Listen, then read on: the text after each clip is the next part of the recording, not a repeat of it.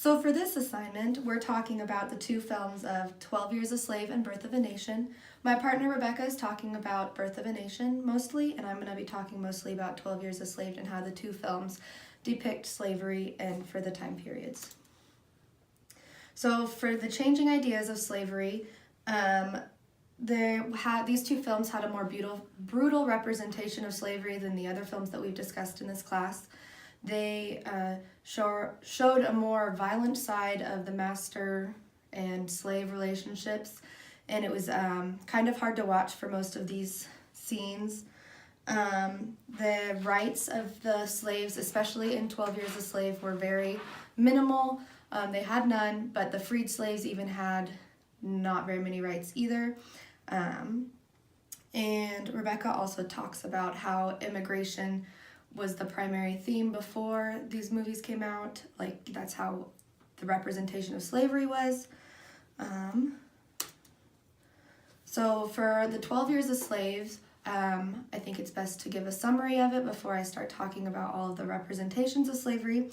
So it starts out following Solomon Northup, and he is a freed man, and he is tricked into going to Washington, D.C. to play the violin for some people, and then he ends up being drugged and kidnapped, and then he is taken into slavery again because he can't provide papers that he's a freed slave. And it takes him many, many years of being traded back and forth and earning the respect of many of, like, not respect, but his masters found him valuable. And so he met a worker at one of the plantations he worked on and talked to him about who he really was, and then he sent him off to go and find his family and his friends and get him freed, and eventually he was freed and went home and all of that. So it took him 12 years, hence 12 Years a Slave. And these two pictures are just from the movie. This is him when he first earned respect of his first master, and he built a raft to make shipment of some of their product more efficient. And then the top is him with his violin, because he's a very good violinist, and that's a major part of the movie. So the time period presentation of slavery and the whole concept of everything I found was very fitting for the movies. The language they used was pretty harsh, but it was very fitting to the time period and the way that we would assume things were happening when they were happening. And the things that they were talking about were all relevant, like the way that they talked about the slaves, the way that the owners talked about the slaves, and the slave talks about the owners, and the content that they were talking about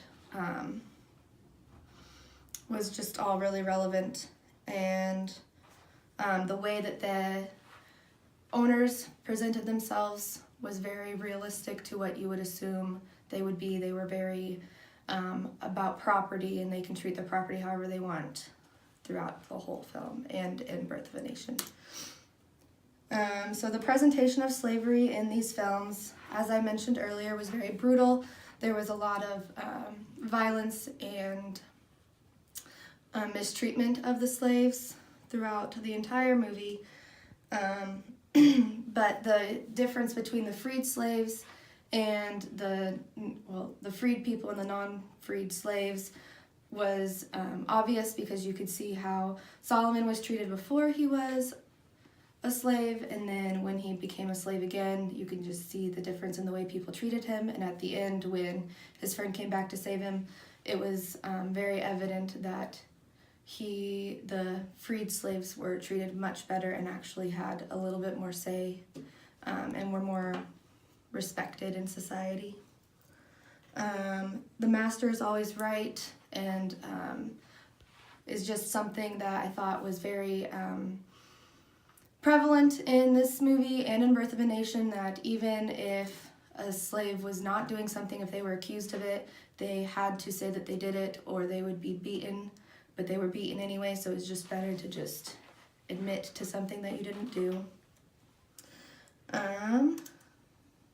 So in conclusion, Rebecca talked about Birth of a Nation and how everything tied in together.